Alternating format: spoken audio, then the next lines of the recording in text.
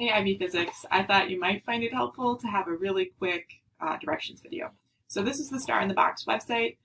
You can do normal or you can do advanced. It just changes the vocabulary that you'll see. So brightness, how they talk about luminosity normally, because the word luminosity is pretty complicated, but you can do either. Anyway, so I'm going to click advanced. Either one is fine. And opening the lid, you notice that we start off with a sun-sized star. So the mass is 1 times the mass of the sun. Notice they're using the little dot with the circle to indicate the sun. I could change the mass to be 4 times the mass of the star.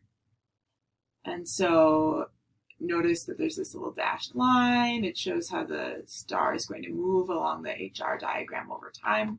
And you can press play. It goes really fast when you have it set to fastest. So you can do normal. You can click pause. Oops, I didn't actually click pause. And notice here that we're seeing this is the sun. This is the star we're looking at, which is 4 times the mass of the sun. And we're able to really compare it in terms of size. You can also compare it in terms of temperature or luminosity or which part of its life cycle it's in.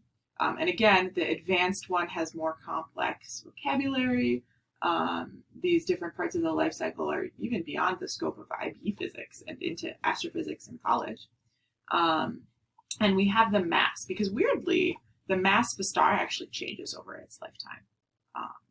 Mostly in the end part of its lifetime, as you can see, it's losing mass.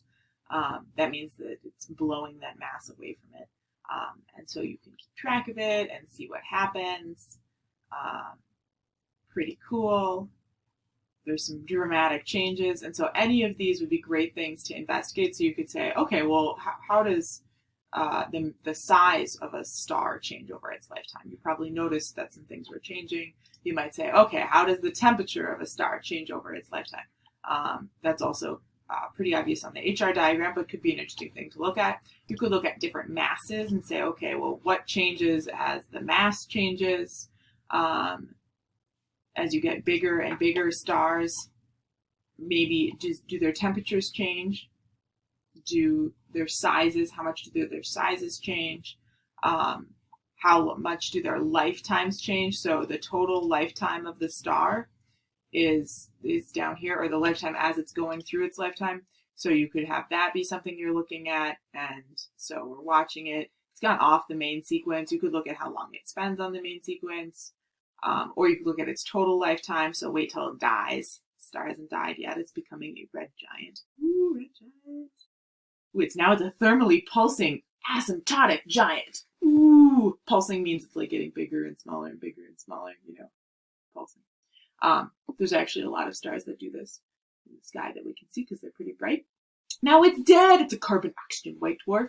So this star is dead now, and it is 1,200 million years old, which would be 12 billion years. That's how that would work. That's pretty old. So you could look at total lifetime.